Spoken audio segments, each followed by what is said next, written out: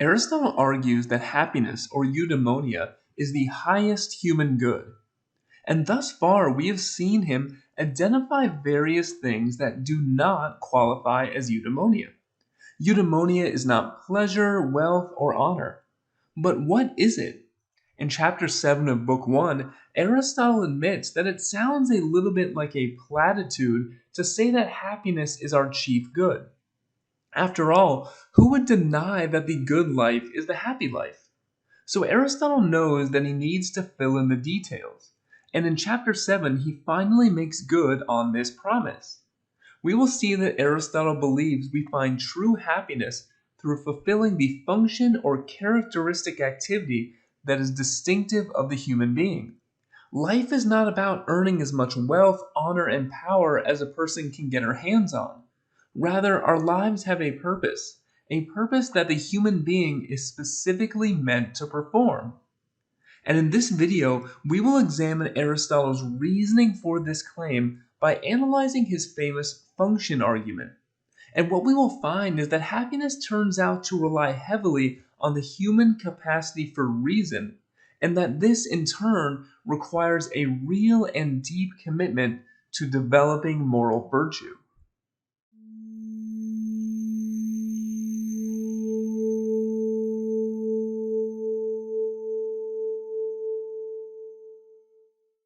Before we delve into the function argument itself, there are some preliminary points that we need to address. In the opening paragraphs of chapter 7, Aristotle explains that the chief good we are seeking must be something both complete without qualification and self-sufficient. This provides an additional criteria that something must meet in order to qualify as eudaimonia. It must be the aim of all human activity, more worthy of choice than any other end, something distinctive of the human species, something largely within our control, and now also something complete without qualification and self-sufficient. But what do these terms mean? Well, for a good to be complete without qualification, it must be something that we choose entirely for its own sake and for no other reason. And for something to be self-sufficient, it must be the case that once we have attained that thing, nothing else will be necessary for us to live a flourishing human life. Now in this video, there will not be space to completely explain these points. However, if you are interested, I have included a link in the description section of this video to another supplementary lecture that does explain these points, and it is entitled Happiness, Completeness, and Self-Sufficiency. However, at present it will be useful to keep in mind that Aristotle believes eudaimonia has both of these qualities. We choose it for no other reason than itself, and once we attain it, then we will not be lacking anything else of significance for living a flourishing human life.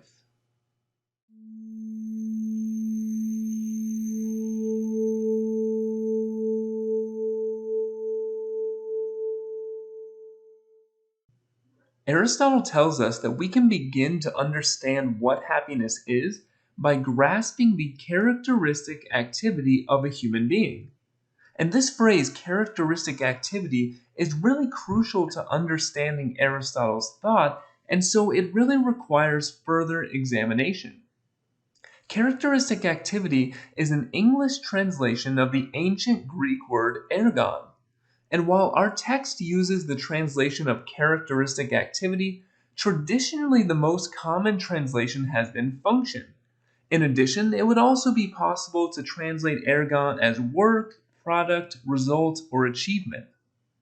The basic idea behind ergon is this: the ergon of a thing is the role, function, or purpose that thing serves. So the ergon of a knife is to cut, transportation is the ergon of a car, and the ergon of a doctor is to cure illness. Now we might notice that in all these cases, the thing has an ergon because it was explicitly designed that way. Knives were engineered to cut, cars engineered for transportation, and the medical profession was designed to fight disease and promote health. However, Aristotle did not think that only things which were explicitly designed, engineered, or planned by human beings have an ergon. He also believed that entirely natural entities, not designed or produced by humans, had an ergon function or characteristic activity. For example, the ergon of the eye is to allow an animal to see and navigate its environment. And nature is replete with many other examples of this kind. This is important because just like knives, eyes, and professions all have an ergon, so the human being itself has an ergon. There is some purpose or function that distinguishes the human being and makes it what it is. As we will see, this is the foundation of Aristotle's function argument, and it is the key to understanding Aristotle's conception of human happiness.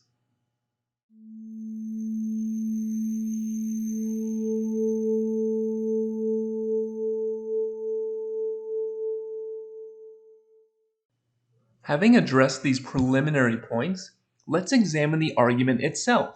The function argument reads as follows. Premise 1. A thing is good to the extent that it performs its function or characteristic activity well. Premise 2.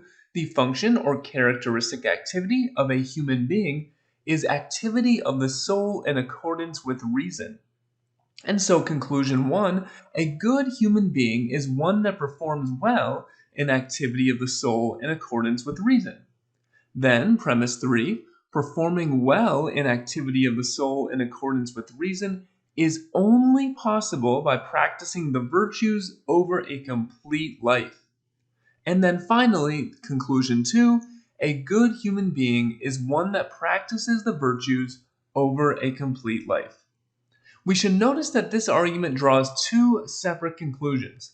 First, it concludes in C1 that the characteristic activity or ergon which defines a good human being is activity of the soul in accordance with reason. Second, C2 establishes a claim about what one must do to fulfill this human purpose. Specifically, one must practice the virtues over a complete life. Thus, the person who acts as a human being should is somebody whose actions are guided by reason and who recognizes that this can only be accomplished by developing moral virtue. But what does Aristotle mean by activity of the soul? What does it mean to act in accordance with reason? And what role does virtue play in all of this? To understand these points, we will examine and evaluate each premise of the argument separately. Let's begin with the first premise. This premise makes a claim about what it means for a thing to be good. What does it mean to say that something is a good knife, or a good eye, or a good doctor? The answer is that to be a good thing of a given type, that thing must perform well in the characteristic activity that defines that kind of thing. Aristotle explains that the good, the doing well of a flute player, a sculptor, or any practitioner of a skill, or generally whatever has some characteristic activity or action, is thought to lie in its characteristic activity. The goodness of a thing is determined by the extent to which it fulfills its function or its characteristic activity. A good knife is one that makes clean and sharp cuts, while a bad knife is dull and inaccurate. A good eye sees clearly, while a bad eye produces distorted vision. And a good doctor knows what procedures and interventions will restore a patient's health, while a bad doctor lacks this knowledge. Therefore, the idea is that goodness of a thing and its function are very closely related. While premise 1 seems initially plausible, there are some further questions we need to answer in order to evaluate its truth. First, can something be good without performing its characteristic function? It does often seem that whether we deem something good or bad depends on the purpose that we think that thing has. Yet, with a little outside of the box thinking, can we find some unorthodox and creative but still effective ways in which something can be used for a purpose other than the purpose it was designated for? For example, Mark Twain once said that, "I like a thin book because it will steady a table, a leather volume because it will strop a razor, and a heavy book because it can be thrown at a cat." Now, I think we can agree that heavy books should not be thrown at cats, but that is because without imagining some hypothetical circumstance, it is morally wrong to throw heavy objects at cats. But consider Twain's example of steadying a table with a thin book. There's nothing morally wrong with steadying an uneven table. Doing so is actually useful. So, if a thin book is serving this good and worthy purpose, then can't we say it is a good book? Can't we say this even if the good and worthy purpose it is serving is not the function or characteristic activity that the book was meant for? And if that is true, then it seems P1 would be false. Some things can be good even if they are not fulfilling their designated function. Importantly, this would leave open the possibility that a person could be a good human being even if they ignored the characteristic activity of human life. Now, there is much more to say here, but I think how we evaluate this premise really hinges on the following question. Is the book that steadies a table really a good book? Or is it functioning as a different kind of thing? That is, maybe what we want to say here is that the book is functioning as a good table steadier, but it is not a good book. The purpose of a book is to convey information, or entertain, or educate, but this book is doing none of those things. I think this is what Aristotle would say here as well. Recall his claim that the life of pleasure is a life, in his words, fit only for cattle. Now, a human being can live a hedonistic life of pleasure seeking, and there is a sense in which we can say that is a good life. But it is a good life for a cow or an animal, not the good life for a human being. So, just as a book can perform well in a function other than that for which it was designed, so also a human being can live a life that fails to fulfill its characteristic activity and even live that life well. But in these cases, neither the book that steadies the table nor the human that seeks only pleasure is truly flourishing as the sort of thing that it is. Neither of these things is fulfilling its purpose. Consider a second important question. What do we mean when we say that the goodness of a thing is determined by its function? Do we mean that it is good, objectively speaking, for a thing to fulfill its function? Or do we mean it is good for that thing, for it to fulfill its function? To understand the subtle difference here, ask yourself the following question. Can it be bad for some type of thing to be a good thing of that type? For example, could it be bad for some human to be a good human being? Objectively speaking, it might be good for a human being to fulfill its function. Furthermore, since Aristotle believes we can only fulfill our purpose through practicing virtue, this would mean it is good for humans to be honest, courageous, and generous. But isn't it also possible, speaking subjectively, that acting in this way would be bad for the person in question? A man might agree that the human function is to act with virtue, but then also lament that his honesty caused him to miss out on lucrative business opportunities that he could have secured through lying. Or maybe he would lament that his charity made him part ways with money that he could have spent on nice vacations. Can't we say that this person was made worse off by doing what is morally right? Is it possible that this person would have been happier if he had not acted in a moral and virtuous fashion? By analogy, we might say that it is good that a worker performs some important task that is necessary for society. But if this worker hates the time that she spends doing this task, then does fulfilling this function really make her better off? Consider another example that comes from a later passage in Book 2. Aristotle tells us there that the virtue of the horse makes a horse good, good at running, at carrying its rider, and at facing the enemy. The good horse effectively carries its rider into battle. But again, it seems possible that the horse could be made worse off by fulfilling this purpose. The philosopher Christine Korsgaard explains this point in her comments on this passage. But it is not obvious that a horse achieves its own good in being a good horse if what that means is a horse good for human military purposes. Might not a skittish, unmanageable horse win for itself a fine, free horse life away from the dangers of warfare? The courageous and dutiful horse's only reward might just be perishing in battle.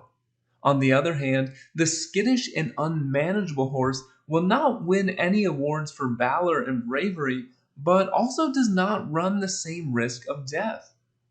This is an important point because Aristotle does not just want the characteristic activity of the human being to be a burden on us. Rather, Aristotle thinks it is only through our characteristic activity that we can attain human perfection. Once properly understood, the life of vice and immorality should not be attractive because we should realize that virtue represents the perfection of our human nature. Yet, if the moral life is just a burden that prevents us from getting what we truly want, then it seems that Aristotle couldn't claim that we flourish through fulfilling our characteristic activity. This shows that the first premise involves some difficult questions about whether the morally good and virtuous life is ultimately really the happy life for a human being.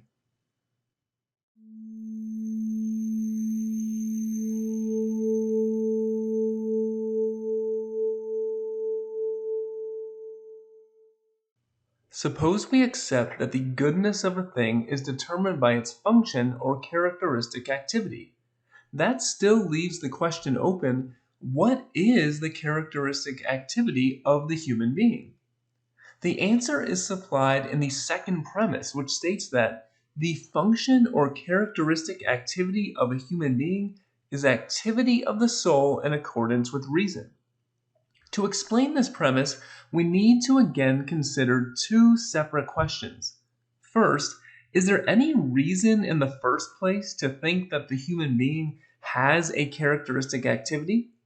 And second, if the human being does have a characteristic activity, then what is it? And how can we know what it is? First, is it true that the human being has a characteristic activity? Aristotle's argument for this point can be found in the following passage. Well, do the carpenter and the tanner have characteristic activities and actions, and a human being none? Has nature left him without a characteristic activity to perform? Or, as there seem to be characteristic activities of the eye, the hand, the foot, and generally of each part of the body, should one assume that a human being has some characteristic activity over and above all these? Aristotle would find it very strange if it turned out that the human being as a whole had no purpose or function in life. After all, we accept that human beings have a purpose in their various occupations, such as the carpenter, the tanner, and doctor all have a characteristic activity. And we also accept that the parts of the human body, like the eye, the hand, and the foot, they also all have their function and purpose. So how strange would it be if the human being as a whole, the human being as a human being, had no purpose to fulfill? How could a purpose have a function insofar as she is a doctor, or a parent, or sibling, or citizen of a state, but have no function to fulfill insofar as she is a human being? This does seem like a plausible point, but it is important to pay close attention to the actual argument that Aristotle makes here. He seems to be reasoning in the following way. Because all the parts of the human being, whether they be the physical parts or the different roles and activities that humans engage in, because all of those have a function, it follows that the human being as a whole must have a function. There must be some characteristic activity of human life in general. Now, is this a good argument? That is difficult to say. Aristotle reasons here from part to whole. Because every part of the human being has a function, the entire human being must have a function. But is that good reasoning? In some cases, that type of reasoning does work. For example, if every brick in a wall is red, then we know that the wall as a whole is red. However, in other cases, it doesn't work. The fact that every brick in a wall is made of atoms that are invisible to the naked eye obviously doesn't mean that the brick wall as a whole is invisible to the naked eye. In some cases, properties seem to transfer from part to whole, while other properties do not. Invisibility does not transfer from part to whole, but it actually seems like color does. So let's apply this to the property of function or characteristic activity. Is function a property like invisibility? A property that can be true of the parts without being true of the whole? Or is the property of function like color, a property that does transfer from part to whole? Answering these questions would be essential for evaluating this claim of the argument. But even if we know that the human has a function, we still do not know what that function is. On this point, Aristotle considers three possibilities. First, perhaps the characteristic activity of the human being is a life of nourishment and growth. Our purpose would simply be to take in and use energy from the environment. Aristotle quickly rejects this possibility, however, because such a life is also shared with plants. And we should recall that the sort of life we are looking for is distinctive of human beings. So our function cannot be mere nourishment and growth.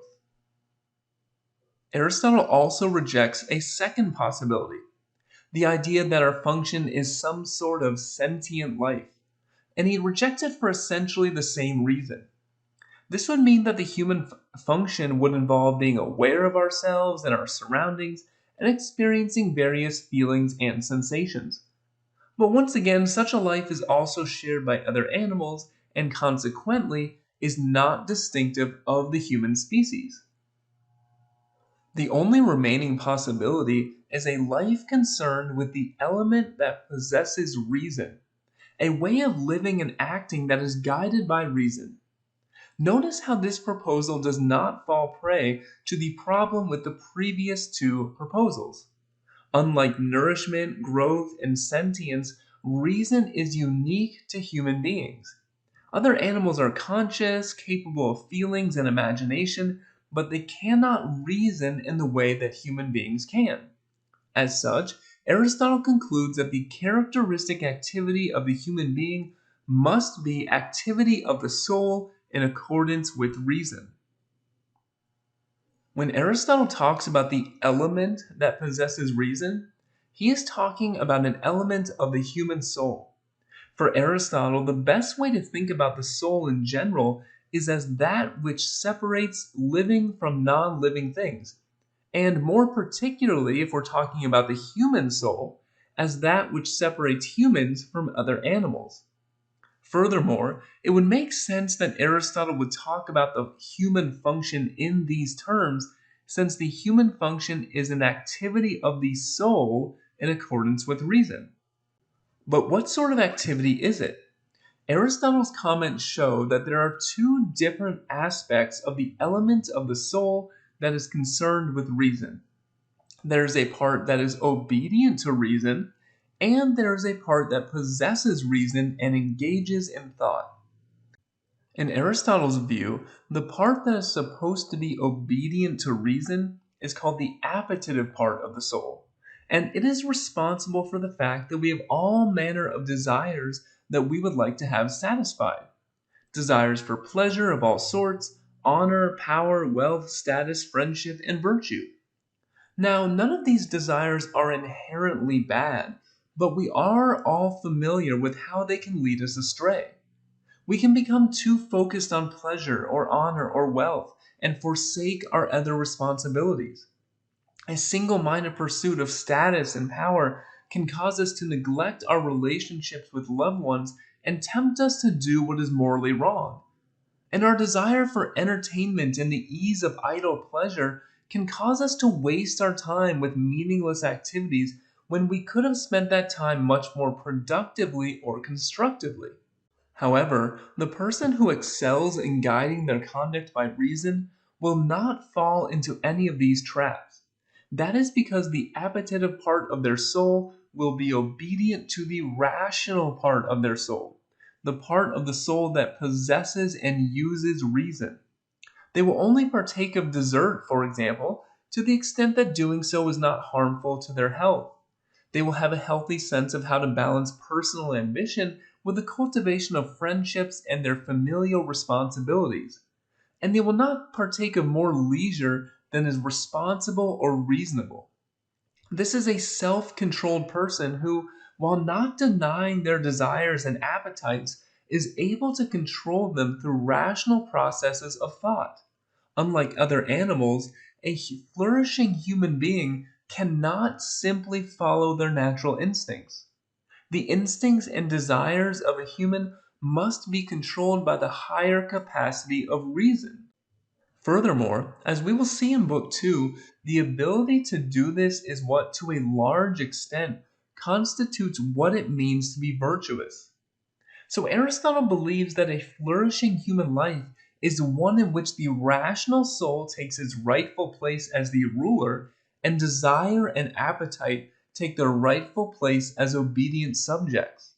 Unfortunately, there is not time in this video to do complete justice to the role that Aristotle's conception of the soul plays in his ethics. So what I gave here is really just a cursory explanation. But if you are interested in a more complete explanation, in the description section of this video, you can find a link to another supplementary lecture that delves more deeply into this topic, and it is entitled The Human Function and the Soul. Now that we understand what Aristotle means by activity of the soul in accordance with reason, we are in a position to evaluate whether premise 2 is true. And one point to consider would be this. Aristotle believes that acting in accordance with reason is something unique to human beings. Now, maybe that's true. Maybe no other animal species can do this. But is that the only thing that is unique to the human species?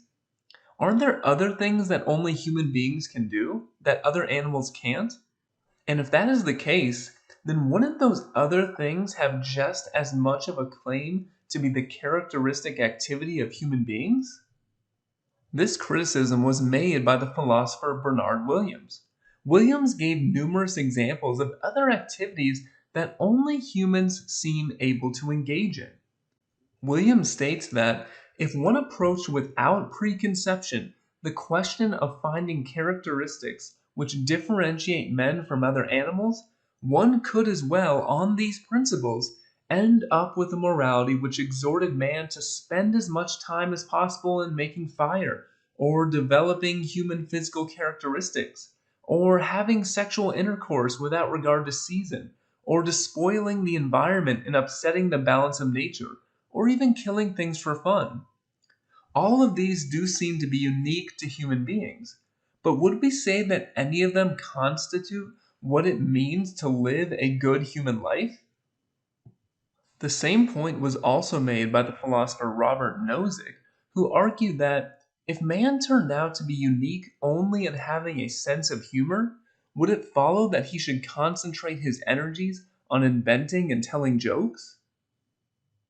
Given this, maybe Aristotle's approach is flawed. Many things distinguish the human species, and many of them seem rather trivial, and some are even positively destructive. So we would not be inclined to think that the examples just given constitute the function of human beings. However, it is also not clear how we can rule them out. I think there are a number of responses available to Aristotle on this point. One of these would be that goods like making fires and telling jokes are not self-sufficient. There is always a bigger fire you can make and always a funnier joke that one could tell. So it will never be the case that in pursuing these things, we ever arrive at a point in which we have everything we need to live a flourishing life. Again, for more on the concepts of completeness and self-sufficiency, please see the video linked in the description that is entitled Happiness, Completeness, and Self-Sufficiency. But a second response would also be that some of these things only seem to be possible in the first place because we have reason. Consider again the activity of telling a joke. Only human beings seem to have a sense of humor, and this, in large part, seems to come from the fact that we have higher reasoning faculties. For example, because we have reason, we can notice odd contrasts between different things or draw other sorts of comparisons. And these types of comparisons provide the basis for many jokes. And isn't it also the case that the only reason we are able to act so destructively toward the environment is that our rational capacity has allowed us to become technologically advanced? Furthermore, the fact that human beings, unlike animals, have sex without regard to season is just an outgrowth of the fact that humans can transcend our natural biological instincts through rational planning. So, many of the other activities that are unique to human beings are really only possible because we have reason in the first place. As such, maybe this would actually lend further support to Aristotle's claim that rational activity is what constitutes the function of the human being.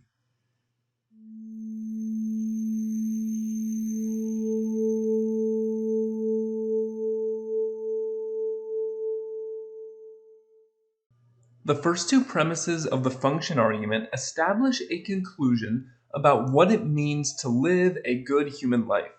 The good human being excels in activity of the soul in accordance with reason.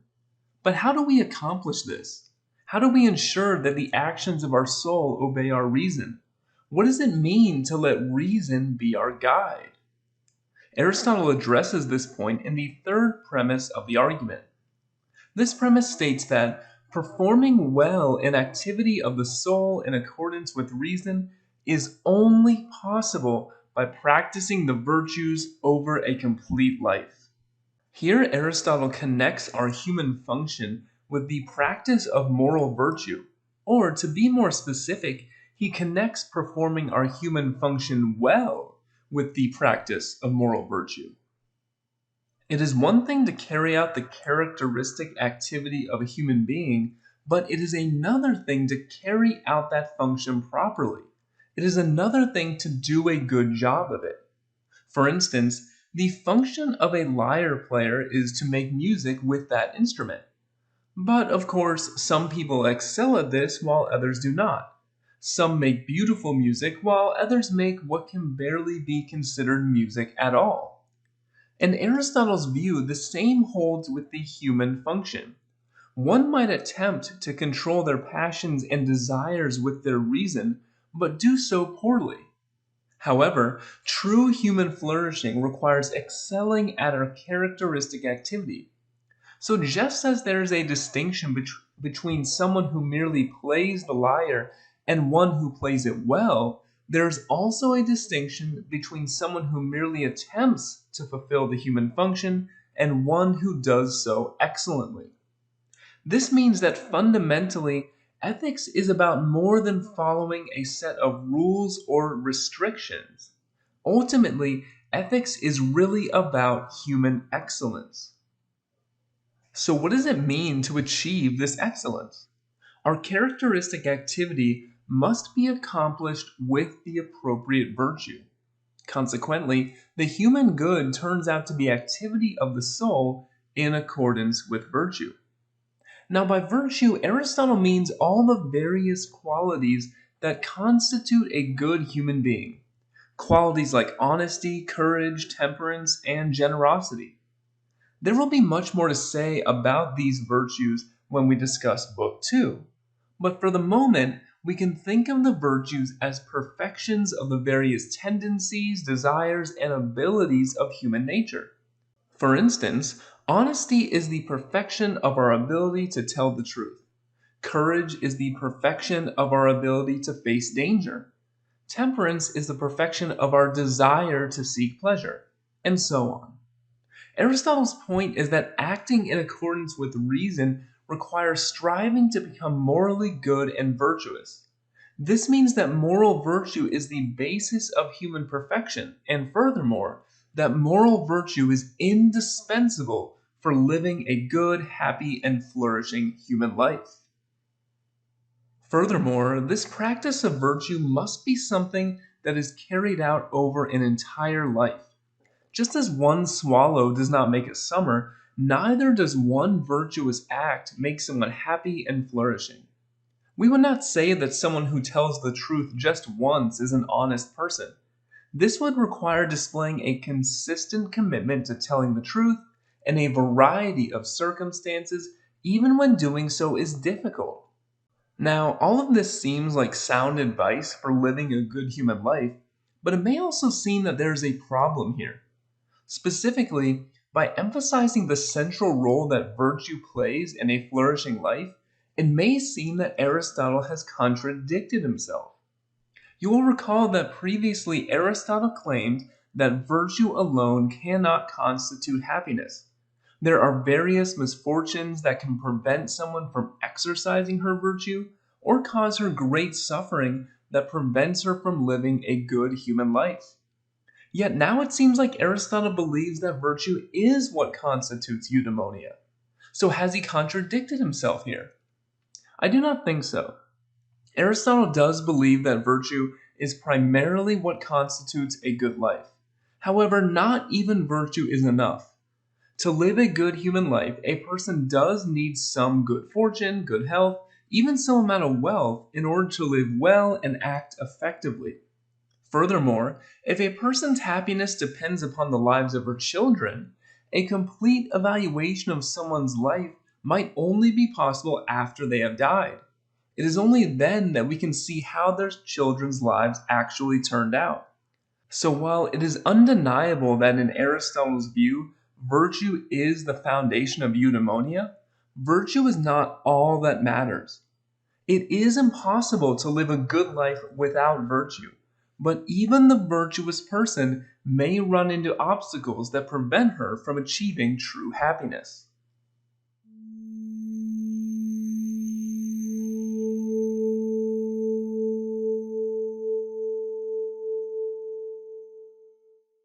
Now at long last, we can define Aristotle's conception of eudaimonia. Eudaimonia is an activity of the soul in accordance with reason, that is accomplished in accordance with virtue, taking place over a complete life. This is the chief good of human life, and in Aristotle's view, it is a good that fits each of the criteria he has previously identified. It is that at which all our actions aim, an end that is more worthy of choice than any other, something distinctive of the human species, a good that is largely within our control, and something that is both complete and self-sufficient. There is more to say about why Aristotle's conception of eudaimonia fits each of these criteria, particularly about how the good Aristotle has identified is both complete and self-sufficient. But there's not the space to cover these points in the present video. However, for further explanation of this, see the video linked in the description entitled Aristotle's Criteria for Eudaimonia. Now that Aristotle has given us an account of eudaimonia, where do we go from here? At this point, there are really two major questions that are still staring us in the face. First, while activity of the soul in accordance with reason is the foundation of eudaimonia, other comments Aristotle has made show that he also believes various external goods, like pleasure, health, wealth, honor, and friendship, also matter for the good life. So what is the role of all of these things? Where do they fit into the flourishing human life? Second, we also know that acting in accordance with reason requires developing virtue. But what does it mean to be virtuous? And how do we become a virtuous person? These are the primary questions that we will investigate in subsequent lectures.